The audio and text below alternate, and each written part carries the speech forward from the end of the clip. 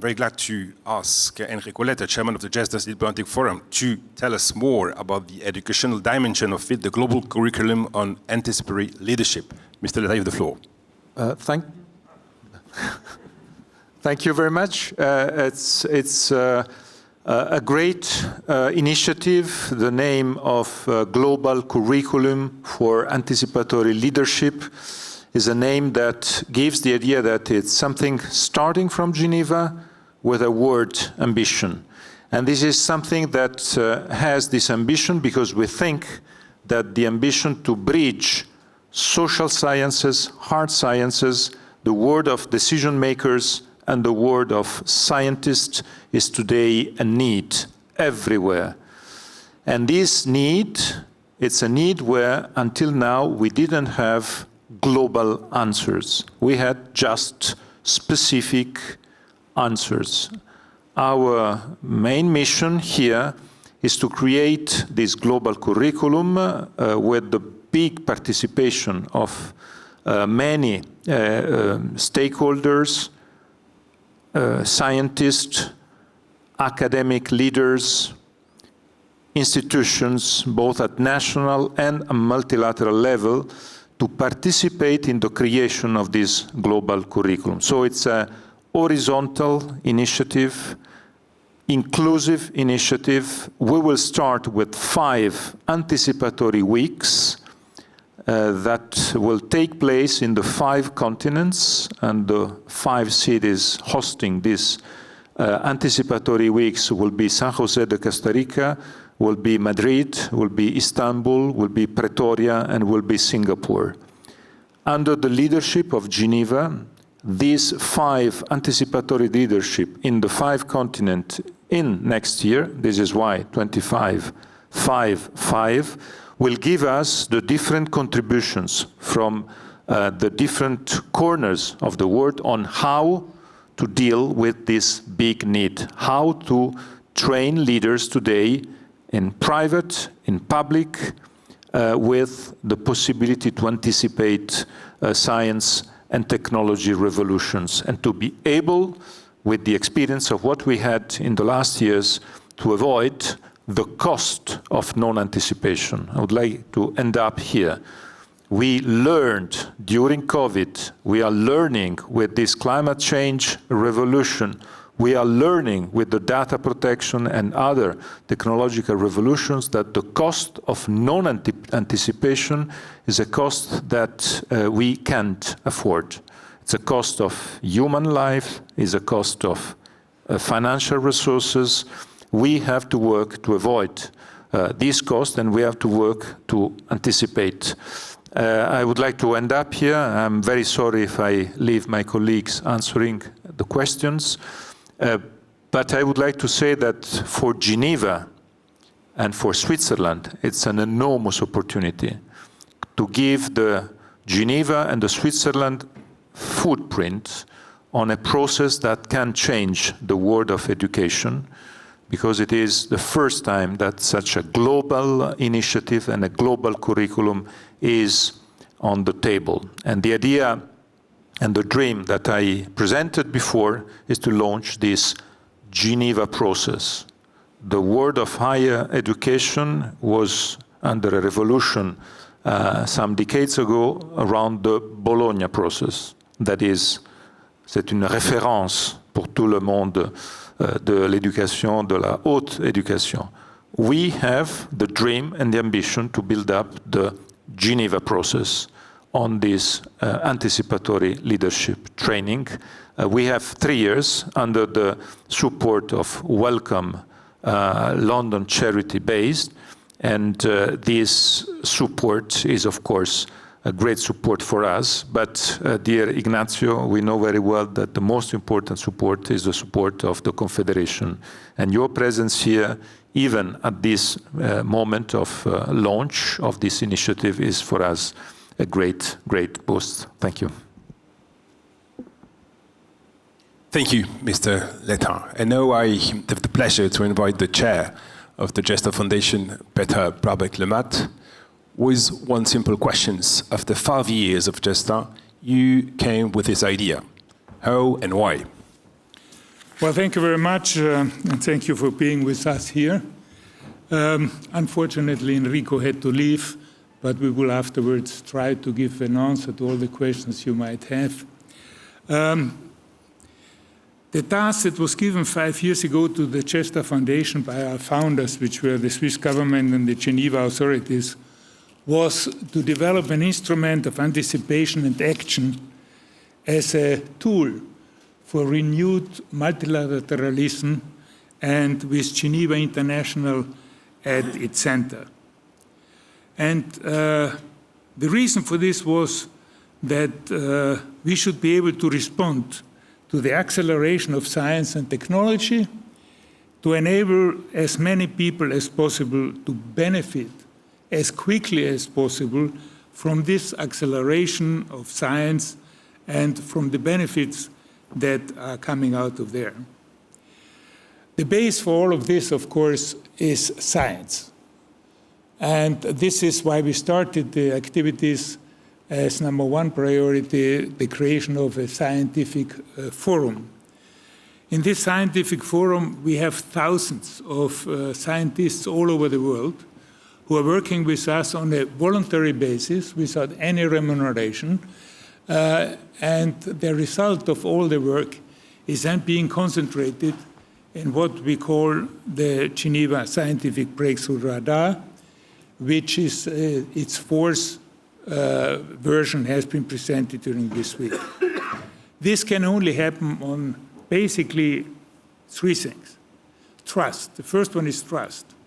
The scientists working with us, because they have trust that we are an honest broker, that we do not have any other liabilities, that we are really only here for the subject, which is to make those scientific breakthroughs as soon as possible available for the common good. The second one is transparency. That's why whatever GESDA is doing, at every time you can find it openly on the internet, all the breakthrough radar, all of our advances, all the new projects we are doing, they are all publicly, transparently available whenever, wherever, and however you want to find them. And the certain aspect, important aspect, is inclusiveness. Its inclusiveness in international science and technology research becomes paramount for fostering innovation, addressing global challenges, and ensuring equitable access to knowledge. So for GESDA, inclusiveness is an absolute must to be an honest broker between scientific world and the diplomatic, the political, and the societal world. And an area which requires special attention in this field is the integration from various cultures, backgrounds, and disciplines. As our goal is to ensure that scientific breakthroughs are directed to the common good and are accessible to everyone, which, by the way, is part of the Universal Declaration of Human Rights, we must engage consciously with underrepresented communities in research, because they can yield insights that are very often overlooked when you're just concentrating on the big research centers of this world. And in order to do this, we have to create for the political authorities and for diplomacy, for entrepreneurs and philanthropists, for all citizens of the world, appropriate tools that they have access, and then they can express their opinion. So after 5 years of work, we are able to present and discuss with the 1,000 participants who attended our 2024 summit here in Geneva, 4 concrete projects. The first one was the 4th edition of our GESDA Science Breakthrough Radar, done in partnership this year with 2,100 scientists from 87 countries. And the second was the result of the first year of our first concrete initiative, which we launched last year, if you remember, which was Quantum for All initiative, with the Open Quantum Institute as its center. The Open Quantum Institute has been inaugurated in March of 2024, and we have CERN as our host, It has been incubated by GESDA, and it is being possibilitated by our relationship with UBS, who is assuring the financing. So next year, GESDA will be making a next step, which is to become more global by being active not only in Geneva and in Switzerland, but moving out now into Japan, Costa Rica, South Africa, Turkey, Spain, and Singapore, let alone, of course, the UN in New York, and of course here in Geneva. To this end, we have been starting today, and we have been presenting the GESDA Anticipation Getaway Initiative with its 3 additional tools that we will bring to maturity in the coming years. The first one you already have heard from Enrico Letta is a global curriculum for anticipatory leadership. The second one is the Geneva Public Portal to Anticipation, which will make its official debut in the Swiss pavilion at the World Expo Osaka 2025. And if you haven't had the opportunity, afterwards go up to the globe, you can see that a first example of what's going to be presented in Osaka. It is a first step. We already have a second one. It is limited, but it's worthwhile because it gives you the feeling how we are going to allow the public, and we are expecting about 1.5 million visitors just on the Swiss pavilion, how they can participate, how they can learn about the breakthrough radar. And last but not least, our GESDA Anticipation Observatory, which is an intelligence tool enhanced with artificial intelligence, which for the first time will compare emerging science in 5, 10, and 25 years with its emerging uses by the political authorities, the business sector, and the citizens of the world. So this is GESDA's way to respond to the needs expressed this morning by Federal Councillor Cassis, that we have to move fastly from anticipation, from science, towards action, and to move from data augmentation, neuro-augmentation, and eco-augmentation, which were the cornerstone of the 2024 summit, to knowledge augmentation and diplomacy augmentation. Thank you very much for your attention. Thank you, Mr. Brabeck. So we heard the goal of this initiative is to dedicate it to the leadership, to embrace the public. You mentioned the globe. So I think we want to know a bit more about this. And I ask Mrs. Henrietta Fiore, Chair of the Citizen Forum of the GESDA Foundation, to give us more precision about this embracing the public dimension of the initiative. So we really want to get the word out that we want participation. We want to hear from all the people in the world, and we want the young and the old and anyone who's interested in our future. And we hope everyone will be interested in our future. So please help us to think about how we can gather their thoughts about the technologies that are emerging. They are the first early users, and how they use these technologies, in what ways, what benefits do we see for the world? That's very important to us because it will bring data that we can use within GESDA for all of our linkages. So please help us, please join us, please participate. Thank you, Mrs. Fiore. We know that GESDA is very precise at observing. So this is the bridge for you, Mr. Giuliani, CEO of GESDA. How are you going to observe this anticipation? Thank you very much. I think for the ones following GESDA over the last years, and we heard the number 4, it's the 4th summit and the 4th edition of the Breakthrough Radar, which in the words of GESDA is the pulse of science that we are capturing, based on the expert views of the 2,000 scientists. So this is not asking a machine to project science. It is working with the experts to map science. But what you can do if you have this mapping, this expert-curated mapping and knowledge, you can try to add trusted data sources on top of that, where you feel and you see where science is not just heading, but where governance maybe is being or not being developed, where soft laws or hard laws are being developed, where investments are being driven into, knowing that the private sector is the key funding source of research and development, knowing where patents will be developed, knowing where the public opinion lies on these topics, which, by the way, can be captured through the public portal, which will be an interactive feedback of the pulse of society into the GESDA observatory. So what we basically try to do is to have this expert-curated knowledge source of GESDA, which is seen as a very trusted owner's broker place, and add this with AI-augmented analysis in data sources to come to intelligence which you don't have at the moment. So it's not a Google search. It's not just a classical GPT, because this goes through the whole web without the structure behind it. What we try to provide is with the data structure, with the knowledge the GESDA works on, to combine this with AI, augmented data and intelligence out of that. We will launch this project end of year with neurotechnology as a pilot. It will be available in a year for all the topics that we are working on, for all the topics of the science breakthrough radar. But to start with, we will look into neurotechnology and build 3 lenses.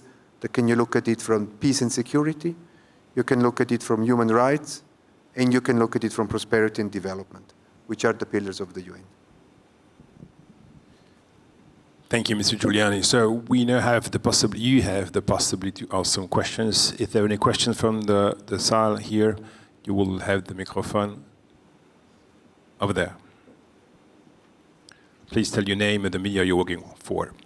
Laurent Siro, Swiss News Agency. Federal Councillor, you mentioned discussion on the 21st at the Security Council. And more broadly, there is that goal to convince leaders and countries for the need to anticipate and to take into account science. How are you going to reconcile the mindset of the leaders currently? The leaders are accused of thinking more of the next tweet, the next election. We see conflicts where the war aims are not clear, or short-termism. How are you going to reconcile that mindset of the current leaders with that goal on the longer term? Thank you. And then the second question. Thank you. As I said at the end of my the roundtable discussion, it is a long-term work, of course. It's generation change management that we need to have. And the change management won't be possible to fulfill it 100%. And I guess it is not even wished, because politics must also remain somewhat emotional. But it must be enriched with much more evidence-based approach. And in this very time where we have very powerful tools for spreading disinformation, and everywhere, even in Switzerland, I really every day realize how much disinformation with very powerful tools is spread, and based on this disinformation, people are commenting, are taking decisions, parliaments are making law, and so on. And this is the future we are building nowadays, even in Switzerland. I can let you imagine what's going on in Africa, or in, with all respect for African countries, but where this situation is even worse, and these powerful instruments are even more without control, out of control.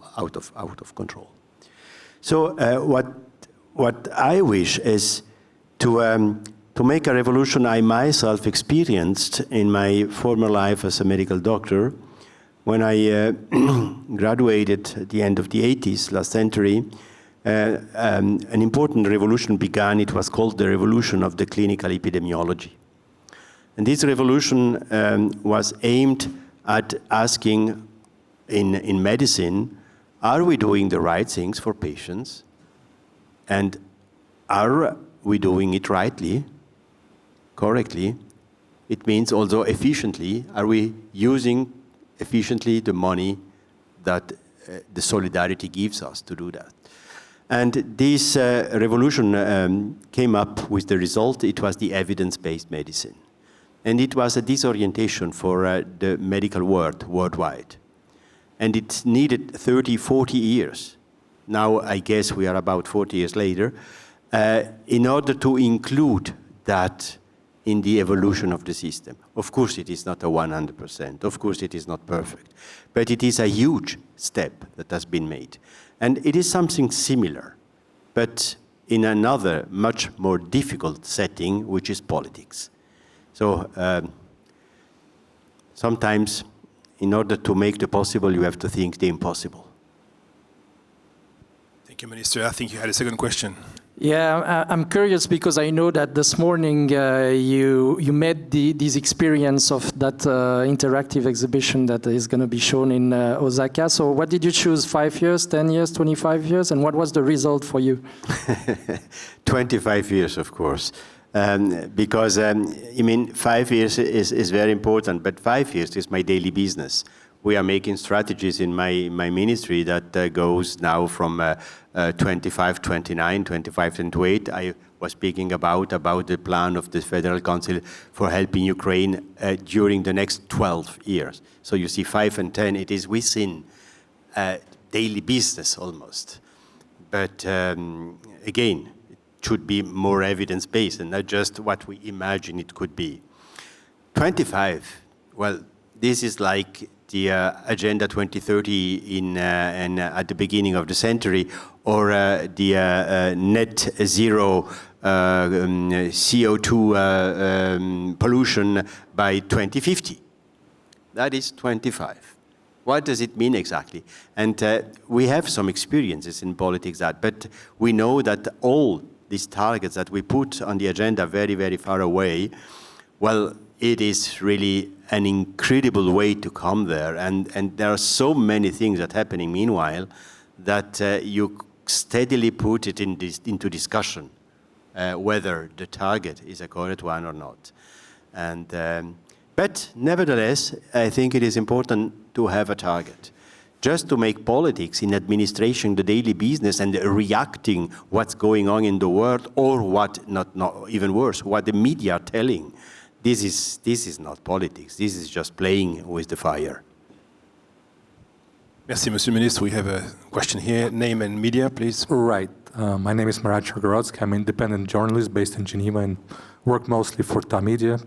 Well, Minister, I wanted to ask you, I mean, Switzerland is also now, well, very engaged in peace talks, Ukraine, is president of the Security Council.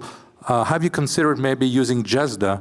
I mean, the authoritarian regimes are more and more using science in a bad way, right? Now we see, well, last week was Iran attacked Israel and what's going on in Ukraine, China, North Korea, etc. And I mean, they're quite advanced.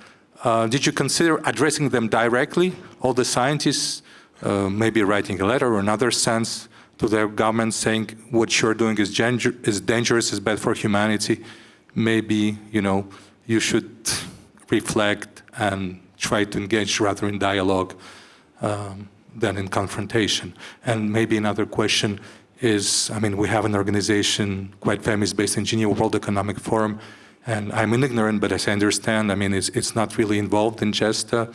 Are you also thinking about talking, partnering with them, or if not, are there any reasons? Thank you. Maybe let me start by the second question. The president of the board of directors, GESDA, is vice president of the WEF. Just not being involved is formally correct, but we have, of course, close ties. And my ministry, we have an agreement with the WEF for the forum in Davos. And you remember the House of Switzerland there. So we are really, the Swiss government is very present. Most of the members of the Swiss government go to Davos for the WEF. And at the same way, we don't want to be a kind of chapter of the WEF. It's another thing. It's another organization. It's we aim at other targets than the WEF. First of all, no, our approach is not a moral one or a paternalistic one, writing letters and telling the people what they need to do. Absolutely not. It would be ridiculous to do that. But what we do is try to bring this discussion in the fora and to try to manage a discussion and to let people acknowledge that this is a topic. I mean, what we now do on 21st of October in New York is a first, is really a premiere in history. We try we already tried in May last year to talk about science diplomacy, beginning by the word of trust. Trust was the title of the session I chaired at that time. And now, and we already had the topic of science diplomacy. It means, but it was, of course, very, very difficult for them. It's not about the daily business of the UN Security Council. Now, the second time, meanwhile, the members of the UN Security Council came to Geneva and had a session with GESDA. It was at the end of August when we remembered the 75th anniversary of the Geneva Convention. And now a third step during these 2 years, in order to, we got there with some examples.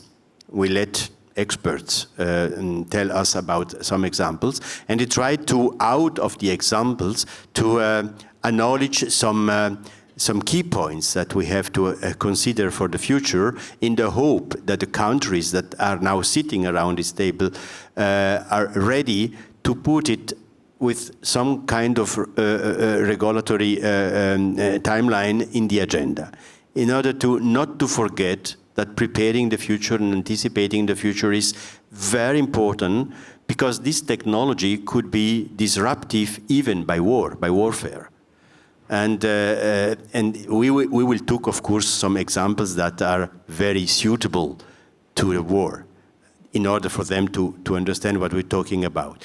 But yes, it's a challenge and it's a tentative. I have no idea of the impact. We will see. But if you don't try, you won't come anywhere. Merci, Monsieur le Conseiller fédéral. Est-ce qu'il y a encore une question dans la salle? Oui. Nom et média, s'il vous plaît. Yeah, hi, this is Salman from the World Gazette. I have a question from Mr. Cassis.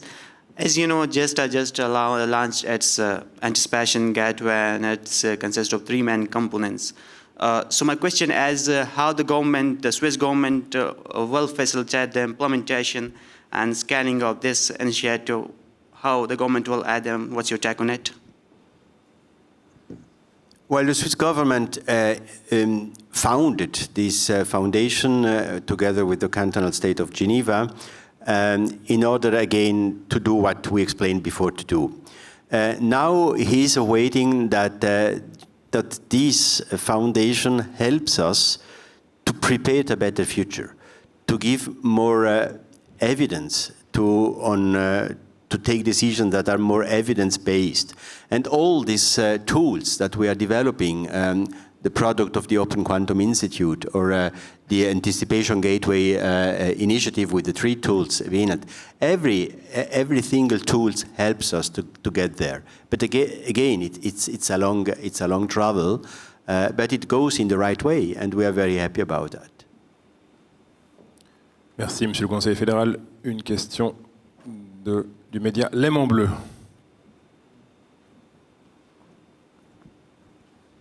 Tout à fait. Bonjour, Monsieur le Conseiller fédéral. Une question par rapport à ce projet dans sa globalité. Le fait que la Suisse s'implique dedans, c'est important pour l'image du pays, pour son côté. Voilà, un pays qui est impliqué dans l'aide internationale. C'est un nouveau volet, en quelque sorte, dans le catalogue de la Suisse sur ce point. C'est tout à fait exact, monsieur. Parfois, je dis, pour expliquer de manière très claire, écoutez, si au XIXe siècle, Henri Dunant a créé la Croix-Rouge internationale, suite à quoi la Suisse a inventé de zéro une tradition humanitaire qui n'existait pas avant, eh ben, c'est parce que quelqu'un a osé le faire.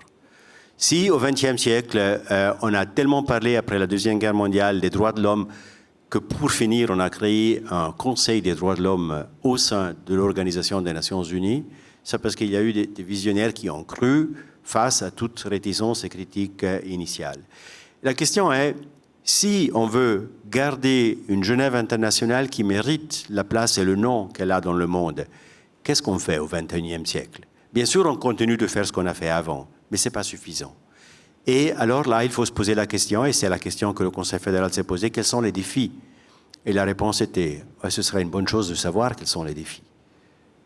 Et donc, voilà, on est arrivé à comment inventer quelque chose qui puisse nous aider à définir des instruments pour mieux faire face aux défis qui nous tombent dessus. Parfait. Merci. Est-ce qu'il y a encore une question dans la salle? Je pense que ce n'est pas le cas. Je vous remercie, madame, messieurs, de votre participation à cette conférence de presse. La presse de conférence est terminée.